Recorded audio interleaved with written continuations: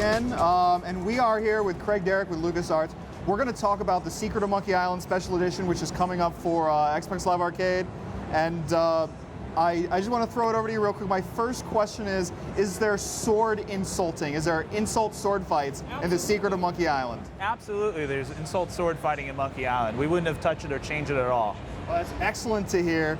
You've actually brought the game with you. I did. And I think the easiest thing to do with something like Monkey Island is just to jump right in and for you to show us what you brought. All right, let's see it. So I'm going to walk and talk a little bit through this. It's going to be a little bit like a DVD commentary. So we're going to hit a play new game. And the way we start this off is with a little bit of a tease. So this is state-of-the-art graphics from 1990. This is 320 by 240, 256 colors. And this is the original opening of the game. And what we're seeing is that it's kind of establishing the shot. Now, what we've done with the special edition is we faithfully reimagined the classic PC game. And what that really means is we've brought it into the modern era with high-definition graphics. We've remastered the music score. We've brought back the original cast from The Curse of Monkey Island to, for the first time, voice all the original characters in the game. We've added an integrated hint system, and we've updated the user interface. And then we have one other special feature that I'm going to show you in a few here. So I'll skip through. What we're going to see in this scene is the very first meeting of Guybrush Threepwood as he talks for the very first time to the lookout of Melee Island. Now, not everybody in our audience may necessarily be familiar with Guybrush. Can you go ahead and give us a quick overview of what the story is of Secret of Monkey Island? So Guybrush Threepwood mysteriously arrives on Melee Island. You have no idea how he got there. He kind of washed up on the shore. And he wants to become a mighty pirate. And you really don't know why, I guess because pirates are super cool, but this is his story. This is how he becomes this pirate. And he's asking kind of this lookout, well, how do I do that? And he's going to tell him to go to these pirate leaders. But what he gets involved in is a story where he discovers this evil pirate LeChuck is kind of terrorized the islands of the Caribbean. And so everybody's kind of frightened. They're not exploring anything. And then what happens is he meets the love of his life, the governor of Melee Island, Elaine Marley. And LeChuck kidnaps her, takes her to Monkey Island, and then it's up to Guybrush, it's up to the player to play as Guybrush, to figure out how do I get there, how do I rescue her, how do I defeat this undead pirate, and get back to Melee Island and save the day. And so, of course, we've got the 3 trials that we have to go through. That's part 1. Yep. In the original, I assume it's the same way. You can conduct these in any order you want. You can, absolutely.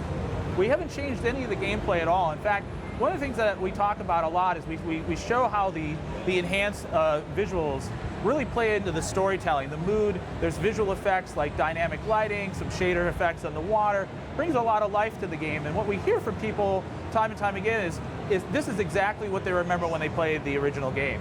But what we've added as an additional feature is if I press the back button, I can go back to that original game. I can show you exactly how that game played and how it looked. And it was very important to us to not change that overall gameplay. The gameplay is intact. The writing is fantastic. It's a very humorous game. We just wouldn't want to change that. But what we did is we did want to make some enhancements so people playing on their console would have a better experience. What are some of those things? So one of those is the user interface. Thanks for asking.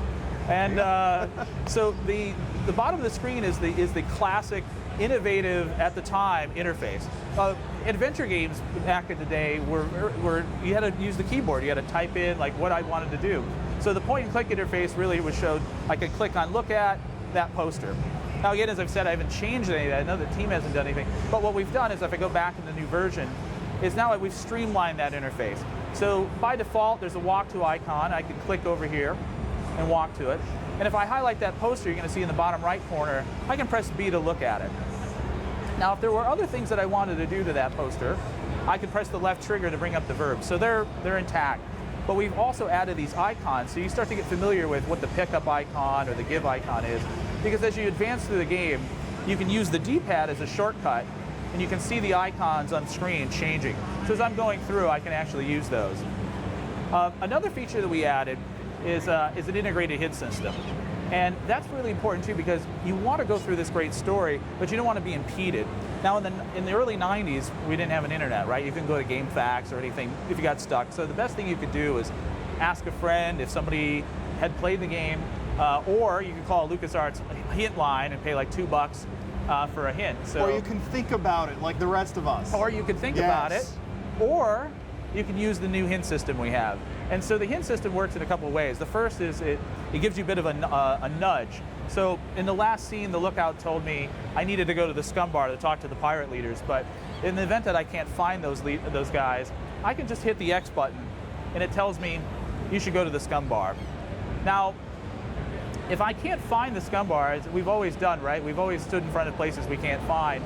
I can press a hint again, and now it tells me the scum bar is through the door below the sign that says the scum bar. So there's some humor even in the hint system. But let's say Guybrush and the player can't find it again, they can press the hint one more time and get a big spoiler. Just go through that door, and who could avoid a big honking yellow arrow telling you exactly what to do? So those are just a few of those features. Now we got a couple of user questions coming through specifically about achievements. Eduardo in Sao Paulo is wondering if there's an achievement for going underwater more than 10 minutes. And a couple other people are wondering if there are any, what the achievements are like, and if there are any unlockables. There are a lot of achievements. There's not many secrets left in this game, right? It's a 20-year-old game. So one of the things that we had a lot of fun with was the achievements. And so if I were to tell everybody now what they were, it would kind of I think, spoil the fun. But I think the fans, are on the right track. I think that they kind of get an idea. Certainly, an achievement for holding your breath for more than 10 minutes it seems like a good idea. I will spoil this. We do have one achievement tied to the switching. It's probably one of the easy achievements you could ever get, is being able to switch back and forth. Now, one of the big draws of the Monkey Island series has been it's really funny. So obviously you haven't changed any of the writing and any of the humor. So I guess my question is, do you think it's as funny now as it was before? I actually think it's funnier. We were really worried about that. In fact, when we were talking to Ron Gilbert and others about this, there was a concern because the dialogue was written to be read. It wasn't written to be and to have a performance. But here's an example, here's a narrator speaking, but here's what it used to be. So you'd have to read that. Now you may have a great internal voice to read that as a narrator, but when you see and hear these characters with these original actors, we've got Earl Bone back as LeChuck, we have Dominic Armato back as Guybrush, they bring a new life to these performances, and it retains in the humor, it retains in the original writing. It's fantastic. When we first dropped those in, we weren't really sure how it would play out, but I found, and as the team found as we went through it, you catch more of the nuances in the jokes. The humor comes out in such a different way. Maybe because you didn't read it the right way, or maybe you just didn't have that kind of the sense of humor that these guys had, which is very dry. It's really in the performance, and it comes out great. So I absolutely think it's funny. Was it tough to find actors that kind of filled in those gaps that sounded kind of like what we created on our heads for these people? Well, luckily that work was already done for us. So in The Curse of Monkey Island or Monkey Island 3, they did that casting. So, and I think back in the day when that first came out, we probably all had that shell shock a little bit. I don't know if Guybrush really was supposed to sound that way. But over 2 games, now 3, now 4, with the Tales of Monkey Island, Dominic Armato is our voice of Guybrush Threepwood, and that's really important. As is Earl for LeChuck, and we also brought Alexandra Boyd, who was the voice of Elaine Marley in The Curse of Monkey Island, but wasn't in Escape. So we brought her back because that's what the fans talked about. They really love that English accent for that character. Now Lars in Denmark is wondering, what is the secret of Monkey Island? And I'm sure you're not going to tell him. I'm not going to tell him. But he does have some fine leather jackets to sell you. I'll have to ask Lars for that. People ask me that, and I sometimes don't know if they just want to know about the game or if they really want to know the secret. I think there's really only one person who truly knows the secret of Monkey Island, that's Ron Gilbert, and he's not given that up just yet. Probably right. Now, what about the other Monkey Island games? We're seeing an XBLA remake, A Secret of Monkey Island. But Monkey Island's had curses. LeChuck's gotten his revenge, maybe. So are there any plans to further develop the series and the old games and bring them to new platforms? Well, it's good that you're asking about Monkey because that's what we're concentrating on. I mean, as we've talked about, this is almost 20 years old. The last game came out nearly 10 years ago. So it's kind of a renaissance for us. It's really about bringing this back for new and old audiences alike. And if this does well and people really like what we've added for the special edition and they love the Tales of Monkey Island, the episodic game, then I think it's fair to say we would continue to revisit Monkey Island and perhaps some other titles within our heritage. Now I'm just gonna ask something for myself, because of course there are other really awesome LucasArts adventures from years past. I'm a big fan of, for example, Grim Fandango. I'm sure you've had lots of requests to update these titles. Any plans to break outside of the Monkey Island series and revisit some of those other fan favorites? Well, I think this game came out by popular demand. A day doesn't go by when fans don't ask us about Monkey or Grim or Day of the Tentacle. So we're very aware of what people are wanting, and we ourselves are fans in LucasArts, so we're really interested in going back to those too. But again, it's really about Monkey Island. It's about this game, the special edition features, and the episodic game and Tales of Monkey Island. And if those do well and people really like what has happened, I think we could revisit some of those other ones. But I think that those games also deserve more. They deserve more to be expanded in those franchises. And so we'll see what happens. Now, obviously, it's a downloadable game.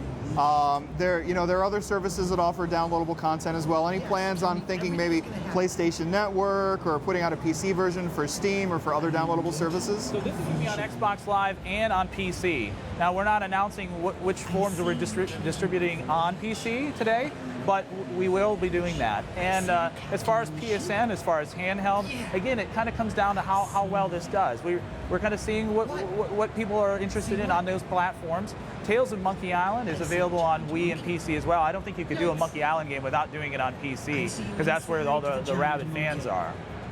So we'll see. What do you think about the price point? Do you have any plans on how much you're going to be charging us for visiting our old friends? Well, we do have plans for that. We again haven't announced it, but I think it's fair to say that it's in the ballpark of what a regular game on Xbox Live would cost in points, and that will carry forth on the PC as well. So we're not going to kind of be higher on the PC than on XBLA. So, but it's ballpark. It's going to be there's a low barrier of entry for people. Now I just want to get back to the game for a minute, because I want you to tell us about. I mean, I know, but I want everybody else to know what's going on here. Okay, so Guybrush has gone into the Voodoo Lady's hut, and he's just been asked what his future holds. And again, a great writing here. The Voodoo Lady actually told him the entire plot of Monkey Island, that he was going to find a giant monkey, that he was going to be inside the giant monkey, that he was going to go on an adventure, he was going to be in a ship. So it's kind of a little bit of a spoiler to the fans that haven't played it. So, but he's roaming around Melee Island. Now, I didn't go into the Scum Bar too deep to talk to the pirate leaders. That's really where you first start to find out what are the 3 trials. It says it in the title card, but what are they? You need to talk to those guys. But I'm free to kind of, as you mentioned earlier, kind of in a non-linear way, kind of explore the world. So I've visited the Voodoo Lady here, and I can walk around, and this is really an introduction to the cast and the characters of Melee Island here. Okay, now the biggest question: when? Well, this game's done. We're locked and loaded. We haven't released or we haven't announced the release date, but it's very, very soon. And it's going to come out this summer. Well, I appreciate your time. We're looking forward to seeing so much more Monkey Island. I'm looking forward to seeing Grim Fandango make it. And in the meanwhile, we're heading back to the show floor so we can see even more awesomeness out there. Take it away. Over there.